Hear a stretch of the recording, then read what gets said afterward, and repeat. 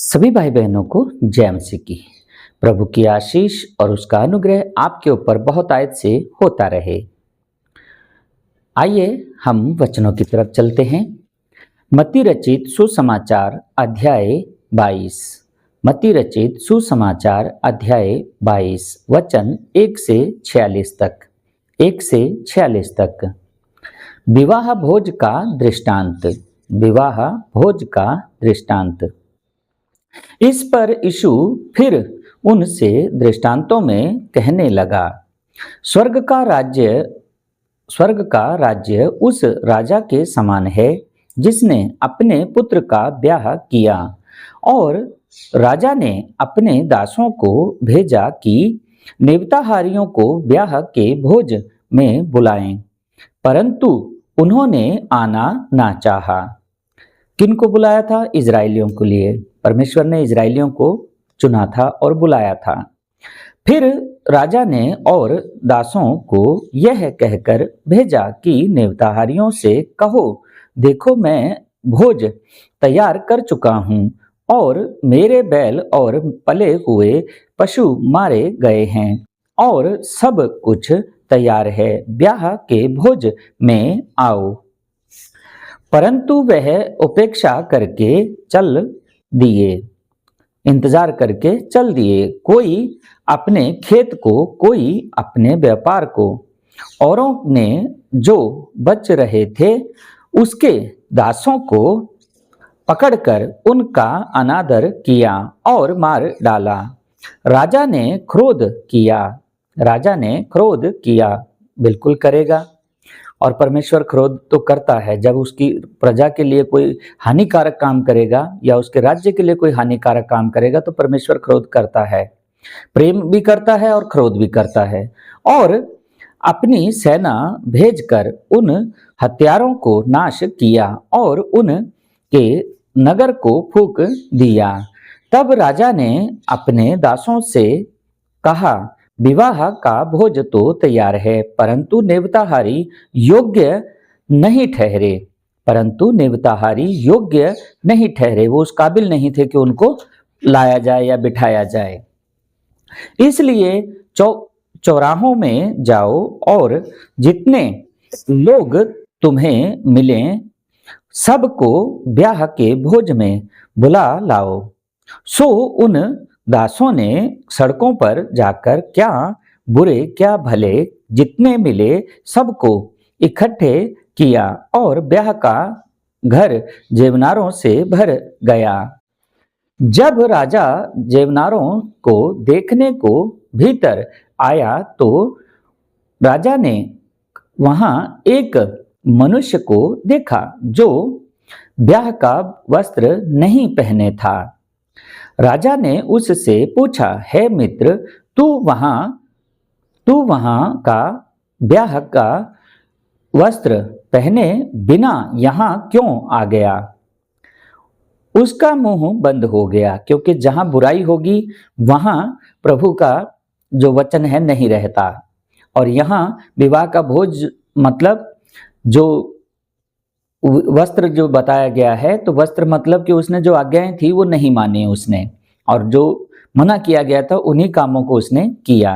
तब राजा ने सेवकों से कहा, इसके हाथ पांव बांधकर उसे बाहर अंधियारे में डाल दो, वहां रोना और दांत पीसना होगा, क्योंकि बुलाए हुए तो बहुत परंतु चुने हुए थोड़े हैं। केसर को कर देना। तब फरीसियों ने आकर आपस में विचार किया कि यीशु को किस प्रकार बातों में फंसाएं।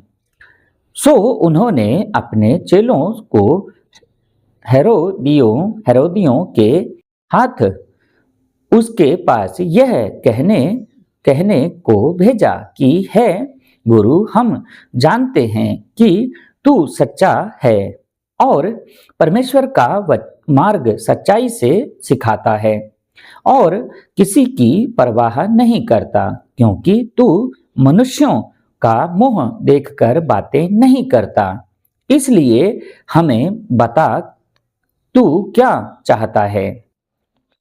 केसर को कर देना उचित है कि नहीं? यीशु ने उनकी दुष्टता जानकर कहा। यीशु ने उनकी दुष्टता जानकर कहा, है कपटियों, मुझे क्यों परखते हो? है कपटियों, मुझे क्यों परखते हो? कर का सिक्का मुझे दिखाओ। तब वह उसके पास एक दिनार ले आए। यीशु ने उनसे पूछा, यह मूरत और नाम किसका है? उन्होंने यीशु से कहा, कैसर का। तब यीशु ने उनसे कहा, जो कैसर का है वह कैसर को, और जो परमेश्वर का है वह परमेश्वर को दो। यह सुनकर उन्होंने अचंभा किया और उसे छोड़कर चले गए। पुनरुत्थान और विवाह। पुनरुत्थान और विवाह। इसी दिन सदूकी, जो कहते हैं कि मरे हुओं का पुनरुत्थान है ही नहीं, उसके पास आए और उस यीशु से पूछा कि है गुरु, मूसा ने कहा था कि यदि कोई बिना संतान मर जाए तो उसका भाई उसकी पत्नी को ब्याह करके अपने भाई के लिए वंश उत्पन्न करे। अब हमारे यहाँ 7 भाई थे। पहला ब्याह करके मर गया और संतान ना होने के कारण अपनी पत्नी को अपने भाई के लिए छोड़ गया। इसी प्रकार दूसरे और तीसरे ने भी किया और 7 तक यही हुआ। सो जी उठने पर वह उन 7 में से किसकी पत्नी होगी, क्योंकि वह सबकी पत्नी हो चुकी थी। यीशु ने उन्हें उत्तर दिया कि तुम पवित्र शास्त्र और परमेश्वर की सामर्थ नहीं जानते, इस कारण भूल में पड़ गए हो। क्योंकि जी उठने पर ब्याह शादी ना होगी, परंतु वह स्वर्ग में परमेश्वर के दूतों की नाई होंगे। अब दूतों के नाई तो तभी होंगे जब हम साफ सुथरे रहेंगे, पाप से दूर रहेंगे, व्यभिचार से दूर रहेंगे, नशे से दूर रहेंगे। अगर हम इन चीजों में फंसे रहे तो हम कहां से साफ सुथरे होंगे? क्योंकि वह सबकी पत्नी हो चुकी।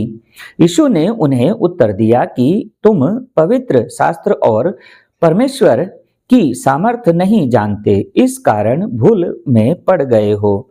क्योंकि जी उठने पर ब्याह शादी ना होगी, परंतु वह स्वर्ग में परमेश्वर के दूतों की नाई होंगे। परंतु मरे हुओं के जी उठने के विषय में क्या तुमने यह वचन नहीं पढ़ा जो परमेश्वर ने तुमसे कहा कि मैं इब्राहिम का परमेश्वर और इसहाक का परमेश्वर और याकूब का परमेश्वर हूँ? वह तो मरे हुओं का नहीं, परंतु जीवितों का परमेश्वर है। यह सुनकर लोग उसके उपदेश से चकित हुए। सबसे बड़ी आज्ञा। जब फरीसियों ने सुना कि यीशु ने सदूकियों का मुंह बंद कर दिया तो वह इकट्ठे हुए और उनमें से एक व्यवस्थापक ने परखने के लिए यीशु से पूछा, है गुरु, व्यवस्था में कौन सी आज्ञा बड़ी है? कौन सी आज्ञा बड़ी है? यीशु ने उससे कहा, तू परमेश्वर अपने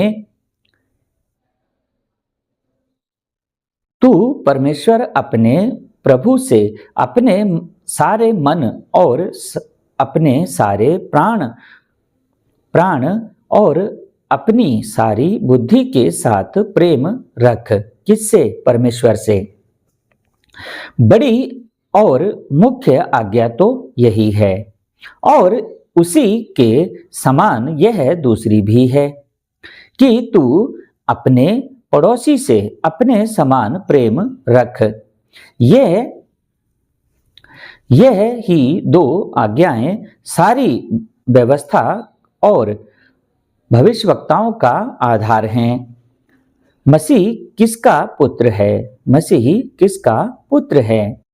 जब फरीसी इकट्ठे थे तो यीशु ने उनसे पूछा कि मसीह के विषय में तुम क्या समझते हो?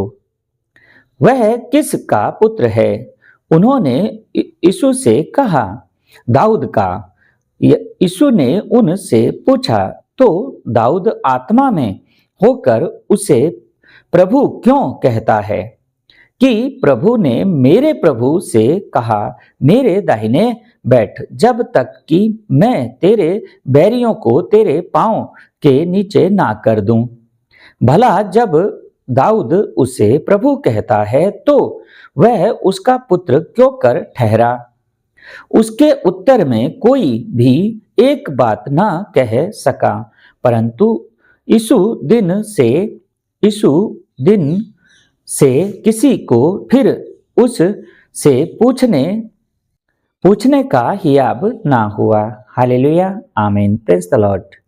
तो मेरे भाई मेरी बहन, ऐसे ही वचनों में बने रहो और प्रभु की आशीष और उसके अनुग्रह में रह करके आगे बढ़ते जाओ। हर एक खरी शिक्षा को ढूंढो, हर एक आत्मा को परखो। ये प्रभु ने भी कहा है कि कौन सी आत्मा किस प्रचार में लगी हुई है, तो आप उनको देख करके उनके फल से पहचान लेंगे कि ये आत्मा प्रभु की है और ये शैतान की। तो मेरे भाई मेरी बहन, आपको भी आत्माओं को परखना है। आज कलीसिया के अंदर में जो है कि बहुत गड़बड़ियां चल रही हैं, तो आपको भी समझ करके आगे बढ़ना है। तो आप देखें कि भाई हमें उद्धार के मार्ग पे ले जाया जा रहा है या नरक के मार्ग पे ले जाया जा रहा है। तो मेरे भाई मेरी बहन, वचनों को सुनें और बाइबल को खुद से पढ़ें और वचनों को सुन करके उन पर अमल करें कि हमें प्रभु की उसमें क्या सिखाया जा रहा है। हर एक बहविचार से, निंदा से, चुगली से, ईर्ष्या से, नशे से दूर रहना है और प्रेम भाव से एक दूसरे के साथ से आगे बढ़ना है, परंतु साथ उनका पकड़ना है जो अच्छाई और खराई से चल रहे हैं। जो बेकार में हैं और जो गड़बड़ियां फैला रहे हैं उनका साथ मत पकड़िए, क्योंकि आज वो पैसे के लालच में, धन के लालच में, शोहरत के लालच में आकर के कुछ वचनों को तोड़ मरोड़ करके सिखा रहे हैं और बाद में फिर वो तो जाएंगे ही जाएंगे नरक में, लेकिन आपको भी लेके जाएंगे। तो इसलिए मेरे भाई मेरी बहन, जब भी वचन सुने तो पहले परखें कि वचन का ज्ञान कहाँ है और वचन पूरे उसमें है या नहीं है। तो आज के लिए इतना ही। आप सबका दुआओं और वचनों में बने रहने के लिए धन्यवाद। प्रभु आपके संग रहे, अनुग्रह और शांति आप पर बहुतायत से होती रहे। आमीन, प्रेज़ द लॉर्ड।